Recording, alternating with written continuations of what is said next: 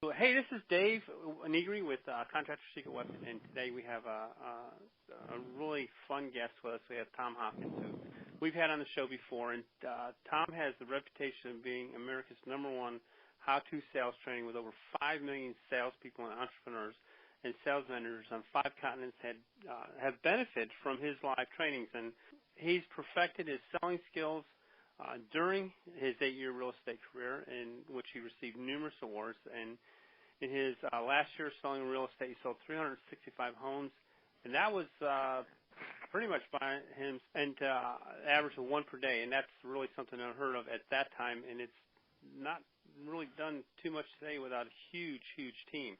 And since that time, Tom has developed and customized his proven effective selling skills for over 300 industries. He's authored 18 books on subjects of selling and success, and over 2.9 million copies of those books have been read by sales pros the world over. He's awesome. I've listened to him for years and read many of his books. And Tom, I just want to thank you for being with us again. The last time was a lot of fun, and I'm sure that this time will be a lot of fun too. So thanks for being with us today. Well, good, Dave. Good to be back. Good to share some concepts of greatness and success. Awesome. Now, today I wanted to, talk with you about, goals and goal setting. And I know that we're coming up to the end of the year, and, we've set most of our goals pretty much, and we can do some final adjustments. But pretty much now is the time to start for next year, isn't it? Definitely. In fact, I think that, life is like a big blueprint, and most people don't have a blueprint of their next success because they don't sit down and say, hey, I've got to write down all my goals and get them in order, short-term, long-term.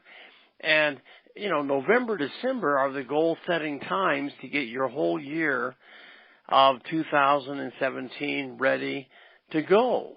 So I think our show couldn't be at a better time to, share some ideas, and I hope the folks that are listening will say, hey, both these guys, Dave and Tom, have reached their goals, and so I got to listen to what they have to say.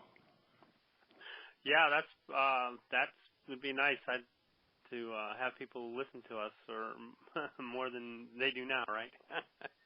And apply what they hear. Yeah.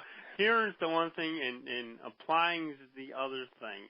And I was just thinking as you were talking, it's pretty awesome to now, like you were talking about planning for next year, but also while we're doing that, I was thinking about, well, let me take a look at what I've done this year and what I wanted to do, and what can I do better for next year? You think that's a good suggestion?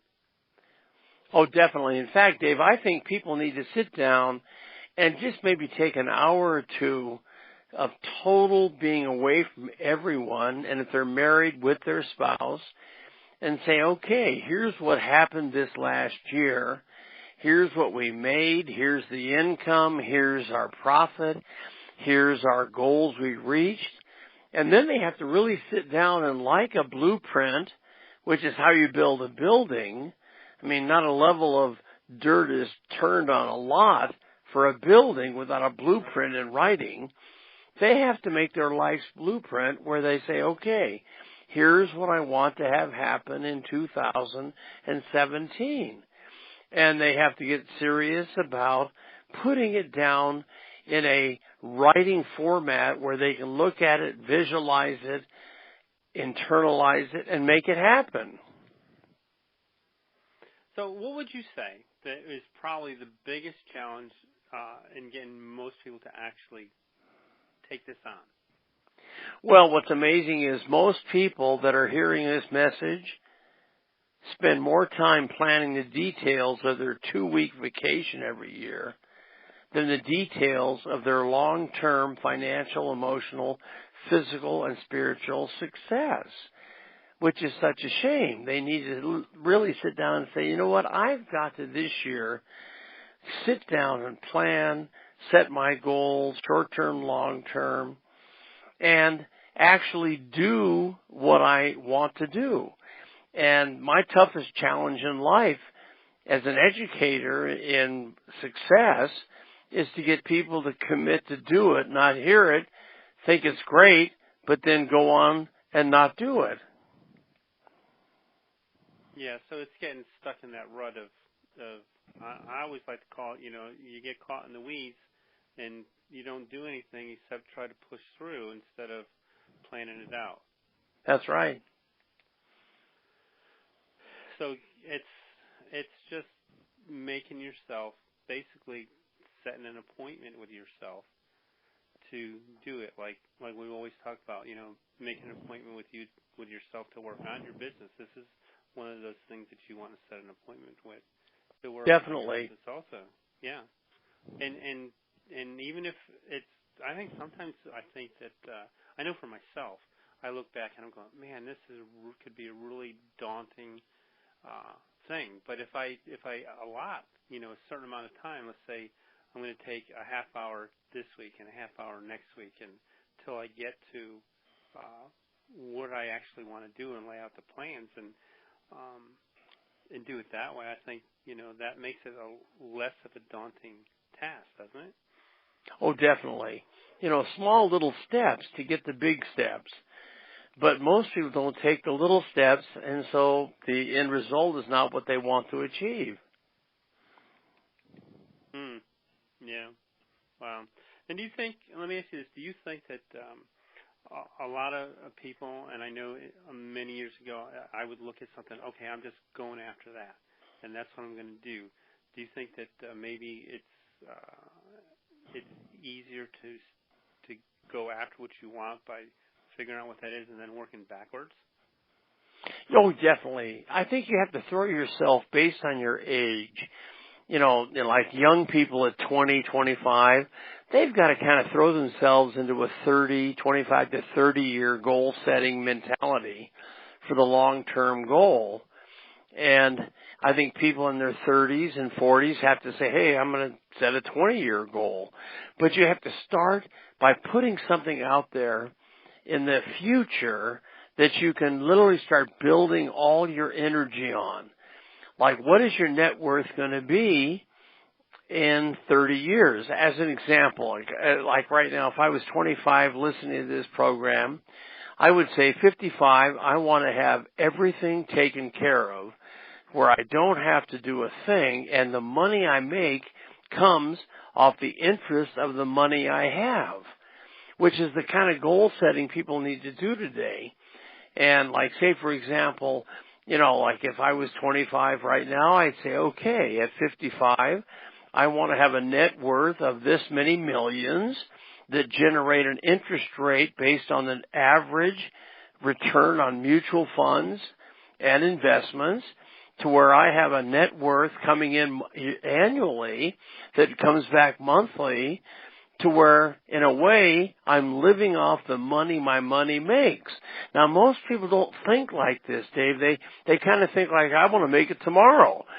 But it's amazing how your mind and subconscious mind will work if you sit down, have a plan, look out into the future, find a figure that you think, based on interest rates and returns, will bring you the monthly income you need. And this is all called time planning organization and putting it in writing. But most people won't do it, so that's why we teach what we teach. So one of the keys is writing it down. And definitely. It's got to be committed to paper. Right, and it's got to be in a place where you're not going to lose it. That's right. Something you might look at on a regular basis, like once a week or something like that to keep you. Well, Dave, when I first started, I wanted to be a millionaire when I was a young 19-year-old kid and flat broke, had nothing. And I went to a seminar and a man said, if you want to be a millionaire, you have to become a 10,000-aire, then a 100,000-aire, then a quarter-millionaire, then a half-a-millionaire, then a millionaire. And that made such sense. He said, you've got to figure out how we're going to make $1 million of net worth. And he gave us a plan, in essence, of goal setting, which is our subject today, Mm-hmm. of setting a goal to where based on what I have to have for $1 million of net worth with such return at such a point in time that I can then figure out what I have to make each month, each year. Now this is not easy, but success is not easy. Right. Success is easy after you are one, but until you are one, it's not. No, yeah, so true. You know, it's always it's the climb up the hill, and you get there and you go, oh, I made it. That's right. It takes forever to get there, or you get, and I've heard so many people talk about, you know, you get halfway up the hill and quit. Well, the other half isn't as easy either. But if you quit, then you got to start all over again. So you That's might as right. well just keep going in the same direction, because I found out that, you know, God gives us problems to overcome so He can give us bigger problems to overcome those. So just get by them fast, right? And not only that, life is a journey, and as long as you haven't quit, you are succeeding. It's when you quit and stop focusing on your goals, your short-term, long-term goals, that's when you really fail. But if you're still trying, even though the abundance hasn't come, you're succeeding because you are not quitting. Right, you're still in a forward motion. That's right. That's pretty awesome. So that's a pretty good system to set everything in place, work backwards, write everything down, and then you've got something to actually to shoot for. Because I know, you know, a lot of people, and they treat their business as transactional, and then they're treating their life as transactional too, without setting the goals. Exactly.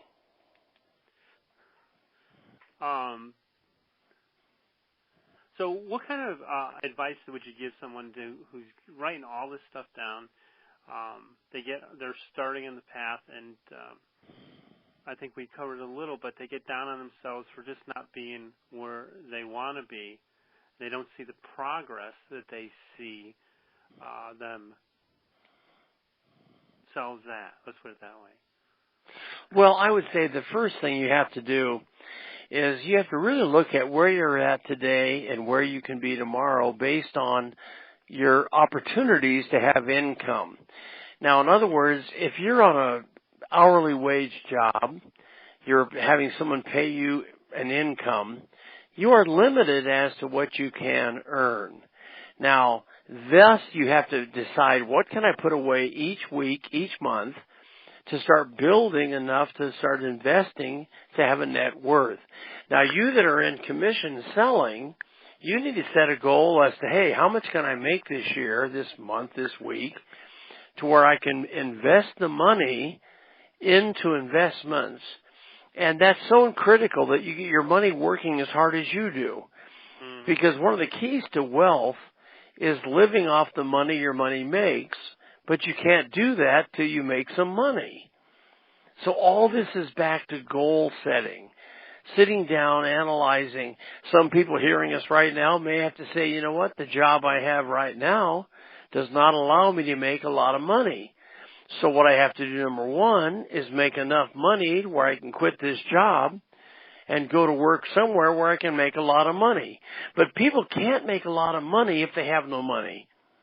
So there has to be the discipline of putting away so much a day, so much a week, so much a month, so much a year, to where, hey, I've got some capital to take a risk, take my money, and let it work for me. Right, and I know that as you go forth, and I know as I've gone forth, and I think about, man, I got to do all these things, and I got to do all these things, and I got to sacrifice and sacrifice. And really, you don't have to sacrifice a whole lot. There has to be some sacrifice in it because I've got this quote on my desk as we're looking. It says, it's from a book that I read. It says, "What do I have to give up in order to get what I want?"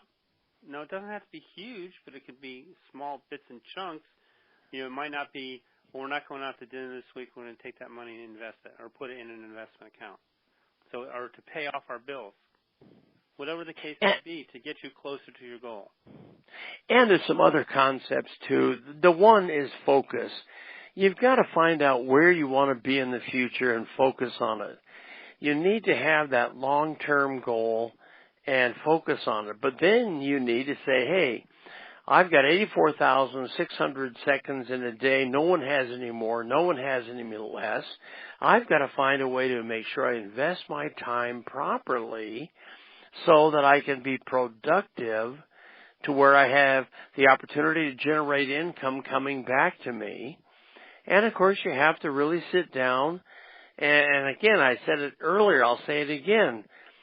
Many people spend so much time, where am I going to spend my 2-week vacation, but they don't plan where am I going to spend my long-term success in my life. Yeah, because I know that, really, there's lots of people who have their own businesses and they don't plan for the future, and they think that they really have to work the rest of their lives, which they don't if they become proactive in their goal setting and planning for their future. Exactly. So we've gone through so much stuff on how to get people to set their goals, to save, to give up things and not sacrifice a whole lot. But if you feel like you have to sacrifice a lot, and you may, I'm thinking about, when I started, I worked 2 jobs until I made enough money in one where I could quit the other, and then after that I went into sales and I made enough money to quit that one. So it was a progressive thing as I went on to get to where that I really needed to be. And like you were just talking about, sometimes you have to realize that maybe the position, and it could be a job or even your own business you're in, it's not going to get you to where you want to be, so you may have to make some changes, huh? Exactly. And what I think most people will not put fanaticism as far as activity into their life, but I will say this, that most people, these are generalities, but could put 3 years, 36 months of total focused, fanaticism activity into their business.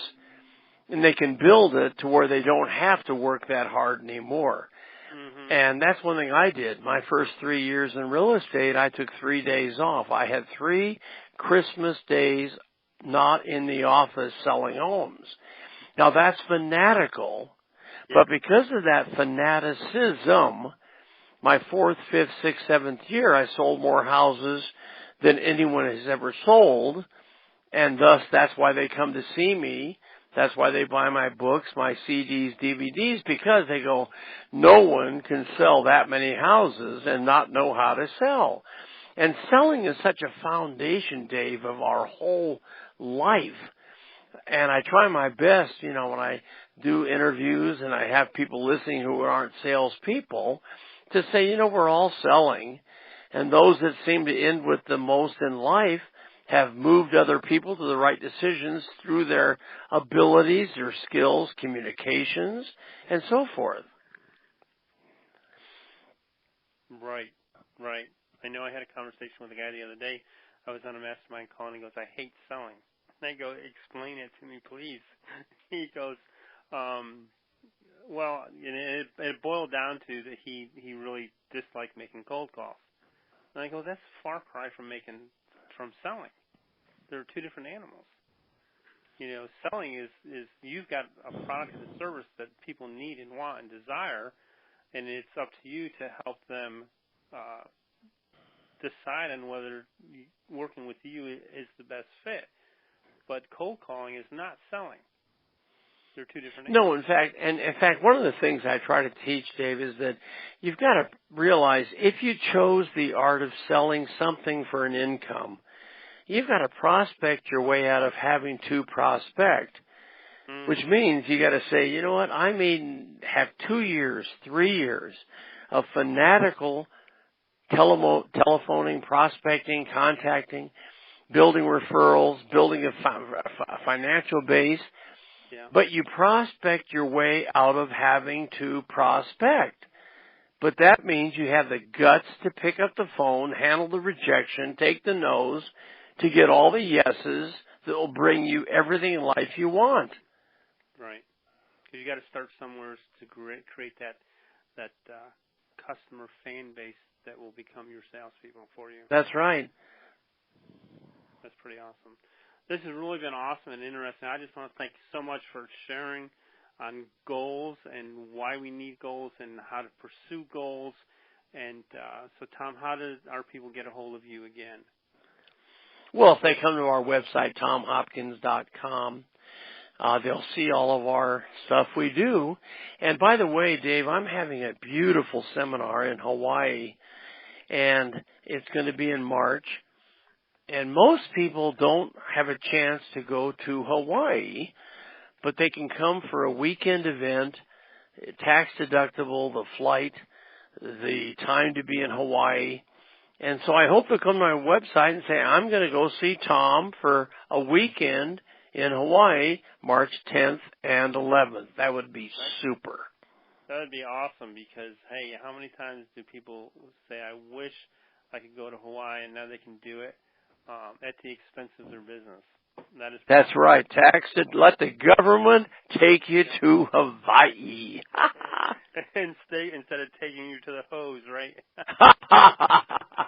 Dave, always the best. All the best. Thank you. All right. Thanks so much, Tom. We'll catch up later. Thanks so much. All right. Bye-bye now.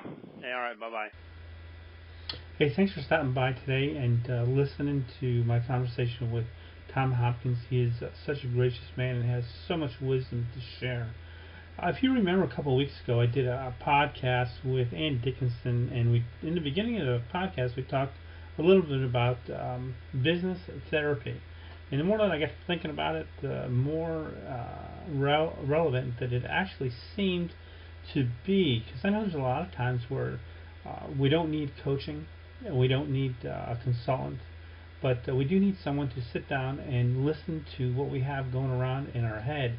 And so I just decided to call that business therapy. So come to the webpage, contractorsecretweapon.com, and find out more about this concept and how we might be able to help get that stuff out of your head that you need to get out of your head.